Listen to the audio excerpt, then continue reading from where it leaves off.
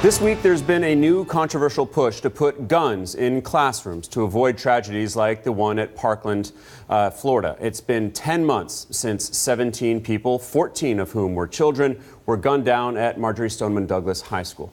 Now, the school safety committee that was formed after the shooting has voted to recommend a state law be passed allowing teachers to be armed. Those teachers would have to volunteer and undergo a background check. So joining me with more on this is CNN's correspondent Polo Sandoval. Polo, this is obviously a hugely controversial subject. Arming teachers, now one of the recommendations of this commission. What else did they say? Yeah, hugely controversial and a huge report, literally, too, Alex. About 400 pages that were prepared by members of this 15-person commission that was prepared, that was put together just months after that February 14th shooting, with two main purposes: identify basically what went wrong, any shortcomings from law enforcement and the school district, and identify different ways of preventing something like this from happening again. The most controversial one that you mentioned there: allow all teachers in the state of Florida to be armed inside the campus. Now, when it comes to some of the other issues here, some of the other recommendations that were laid out by this commission, I want to read you just some of the recommended changes that this commission believes should be done at school districts across the state of Florida. Things like electronically controlled door systems, the installation of ballistic glass and also metal detectors.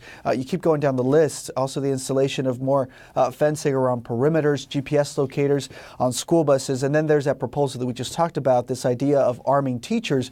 We should mention that Florida has already taken legislative steps in the past, mainly in March, when they allowed certain staff on campus that are trained to be able to carry weapons inside the classroom. However, if approved, some of these latest proposal would seek to allow all teachers to arm themselves as long as they are trained and pass additional screening here. So that, Alex, in a very quick nutshell, in just a few seconds, is a breakdown of what these 400 pages lay out. These are 400 pages that will eventually go to the governor of Florida and also to legislators.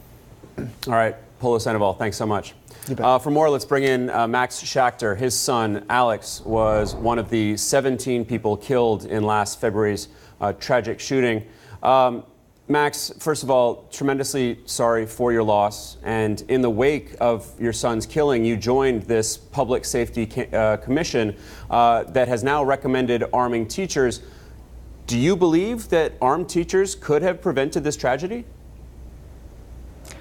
I feel I'm in favor of the Guardian program, and the Guardian program in its current form would have all personnel potentially to be a part of the Guardian program to be armed except for teachers. But I want to explain why the commission voted 13-1 to vote in favor of arming teachers. And that is the reason is we did an extensive 20-year active assault analysis of every mass school shooting in the United States. And what we found is that a lot of things. Number one, all these mass murders are over in a matter of 4 minutes. Number two, you've got all school personnel that are on campus, and a majority of these school shootings, school personnel on campus have stopped these murders from taking place.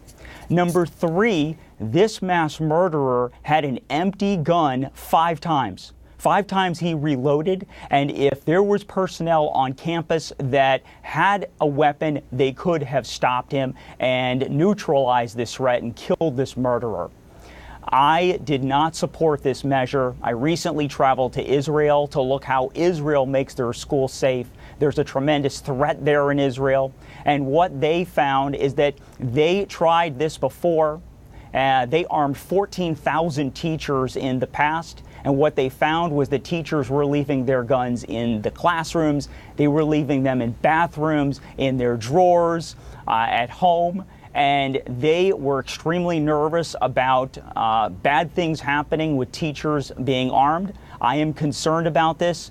Israel removed all 14,000 guns away from their teachers, and I did not support this measure. Teachers should teach, and that is the only thing they should do. But I am in favor of other personnel, principals, assistant principals, security monitors.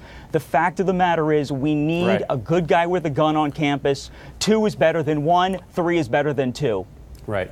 Israel also has incredibly strict gun control laws, we should note. But in this report, there are also several elements highlighted that may have contributed to the incredible horror that followed. We saw gates, doors that locked only on the outside of classrooms. There was an inadequate PA system. So what do you think other schools around the country can learn from this tragedy to make themselves safer?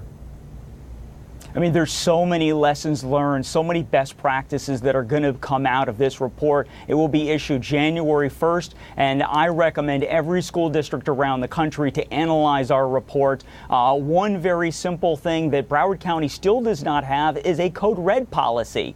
There needs to be training for teachers and children exactly what to do when there's an active assailant on campus, and also there needs to be a hard corner policy or a safe zone. Every classroom needs to have a protected space that teachers and children know where to go if there's a murderer on your campus. This murderer did not enter any of the classrooms. He shot right through the glass window of Alex's classroom door.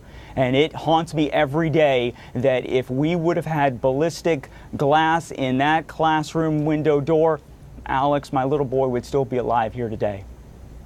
Max, you recently had a chance to sit down with the president and the vice president here in Washington. What did you tell them, and how did they respond? They responded very, very well. I told them that ever since this happened, schools are lost.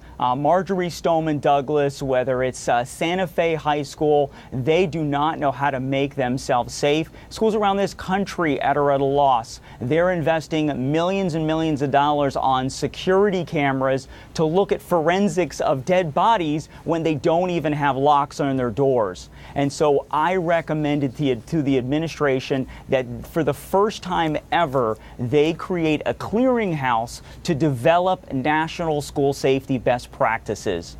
This is vitally needed to give guidance to schools across the country, and the administration heard my pleas, and I am extremely hopeful that that is going to be in this report, this impending Federal Commission on School Safety report that's going to come out very, very soon. The administration is extremely concerned. They do not want this to be just another commission to have a commission until the next school shooting. I think that the measures that they recommend and that are in the MSD Commission report are going to be the most widely accepted changes and the most drastic changes and the most significant changes to make schools safe in 20 years since Columbine. All right, Max Schachter, thanks again. Our deepest condolences to you and your family. Thank you very much. And we'll be right back.